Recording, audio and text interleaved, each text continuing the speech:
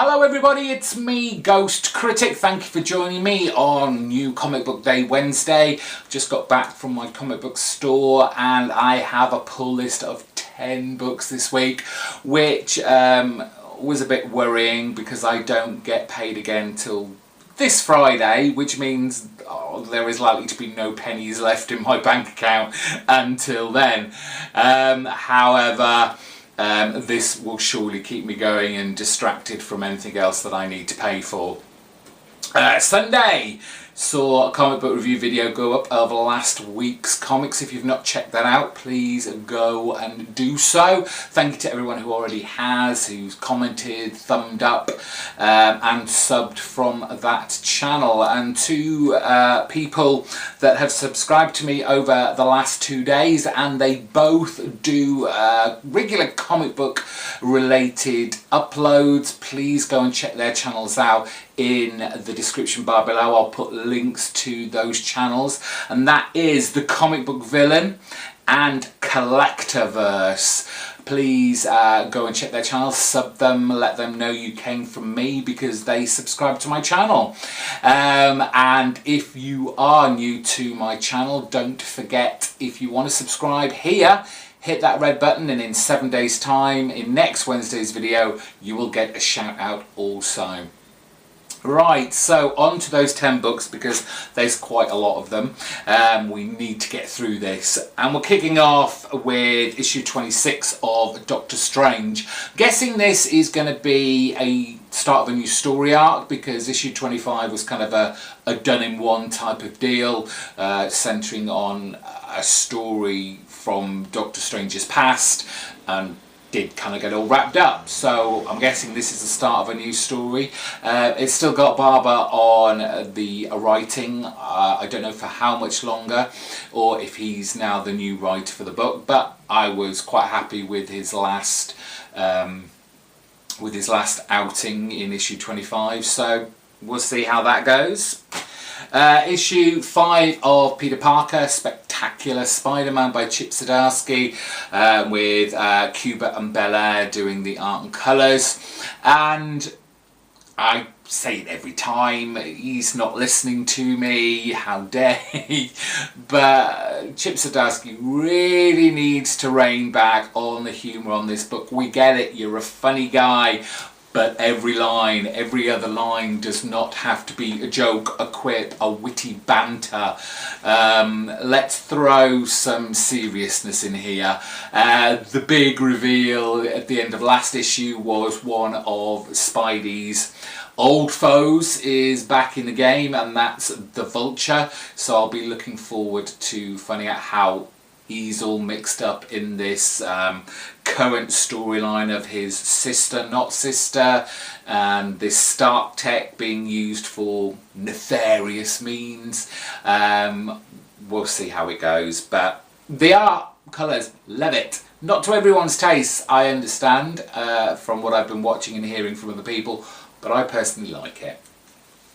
One book from DC, and that's the always fun and fresh Super Sons, continuing on with this Planet of the Capes storyline. Last issue saw Superboy and Robin, Damian Wayne, being whisked off to, I think it was another dimension rather than another kind of planet, and the planet is actually alive and is out to take these guys over. They meet some new kind of girl superheroes, which is always fun. Looking forward to this, as I always do. Peter Tomasi and I always forget his first name, George Jimenez. Art is always great on here. Love it, love it, love it. One from Vertigo, so DC, Astro City issue number 48. Can't wait to start reading this. It's the second part of, I don't know how many is this story arc, how many issues this is going to go over, but I really enjoyed the first part of this story, which sees a kind of burglar and a dog he's acquired kind of get amalgamated by some weird mystic stone, and he becomes this superhero dog. and it's all fun and it's exciting and funny and cute. And then at the end of the last issue, dogs don't, you know, they age quite quickly, they die, they don't last very long, do dogs. So there's a worry there now. Is the dog going to die? What's going to happen to this burglar who's kind of turned over a new leaf? But it was such a fun book, really at the end tugged at the heartstrings, and I've got a feeling BZ might have some more of those tuggings to go. Issue number, where are we? 19. It's always difficult to find out on these Department H covers, but it's issue 19 of Department H, Matt Kint's usual wraparound cover. Interesting cover. This is kind of ambiguous. Is this kind of like the bottom of an ocean floor, or is that the surface? Because we've been hearing a lot of things about what's going on at the surface. Our guys who are in the science lab, which is basically no more because it's been blown up, flooded, burnt to the ground, if you can do that under the water. And they're trying to head to the top, but no one's letting them, and now it started off as like a murder mystery. It's now kind of like survival horror with a bit of weirdness thrown in as well, with giant turtles. But always a lot of fun. I love Matt Kint's work. Charlene, his wife, helping him out as well on this. Great stuff. Now the Image books. I've got a new number 1, but I'm going to leave that one till last. But some fantastic covers this week on Image. Not least this issue number, where are we? Issue 25 of Descender and the Rise of the Robots storyline. I put all the covers on my Twitter feed at the same time that this video goes up, so if you want to check out the covers in a little bit more detail, go and follow me at GhostCritic on Twitter. This is issue 4 of 5 of Rise of the Robots, so we're about to peak to the climax of this storyline. It's been a lot of fun. It's a great book. It's one of my favourite Image sci-fi books right now. Beautifully written by Jeff Lemire and equally beautifully drawn and painted, coloured, however you want to call it, by Dustin Nguyen. I was... what's the word I'm thinking of when I'm talking about the Realm 2, or indeed the very first one? I wasn't as thrilled about it as I thought I'd be. The cover didn't live up, so the inside didn't live up to the hype of what was on the cover. I know I'm being a bit greedy and I'm being a bit impatient, but I was hoping for so much more. Hopefully, as these issues go along, because I'm not going to give up on this straight away, and hopefully Seth M. Peck and Jeremy Horn can develop this kind of post-apocalyptic universe of theirs, and pull me in and make me really excited for this book, that when I first saw the cover months and months ago, I was like, I need that. I need that in my comic book life. So, come on guys, show me something good. Always good, always top of the list to be read. It's Kill or Be Killed. This is issue number 13. People aren't too kind of jazzed about these covers. They are what they are. I don't think they're going to change in any way. It is their kind of style for this particular volume that they've put out. If you look back at other volumes of their other works, they are distinctly that title. Fatale was always, if I remember rightly, the picture was in a square with a white background. The fade out was always without a boundary.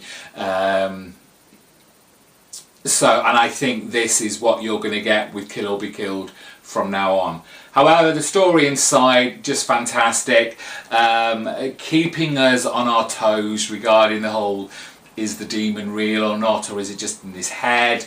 The whole Russian mafia thing, the turning the kind of tables on are we meant to kind of side with our main protagonist in here, because he's going down a dark path that probably doesn't really need to be doing, but he seems to be enjoying the killing more than he should be. Very surprised to see this on my pull list. I thought perhaps Eric Stevenson had given up on this. It feels incredibly thin now I've picked it up, and fortunately it's a 2.99. This feels incredibly thin. They're not like us. It's issue number 16. I can't remember the last time an issue of this came out. I don't even remember what happened in the last issue. I know I probably complain a lot about it's all standing around and talking and no action. I'm only sticking with it because it does come out so sporadically now that it's not really that big a deal to have this suddenly turn up. And I'll hopefully just see this out to the end, despite its lacklusterness.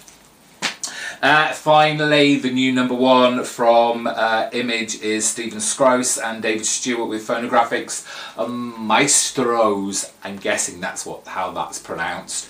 Again, another of those new comics that I saw the picture of the cover online and I was like, need that in my comic book life. And apparently my comic book guy said it's really good. It's apparently very violent, it's very sexually graphic, so be prepared. This isn't for your kids, this is an adult book to be read by adults who are not of the faint of heart.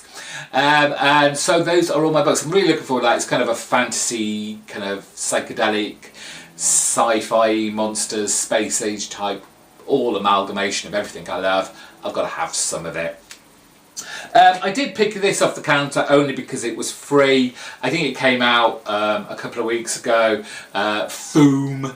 This is I think this is just like a magazine talking about all the legacy stuff. It's got a lot of kind of articles in here, some covers of some old books compared to what they're going to look like in our new legacy world.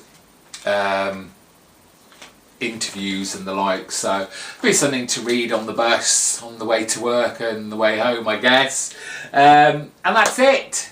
Thank you for watching and looking at my books. Don't forget to thumb this video up. If you're new, subscribe. You'll get a shout out in next week's video. I hope you enjoy all the comics that you're picking up. Please do let me know in the comments section what they were.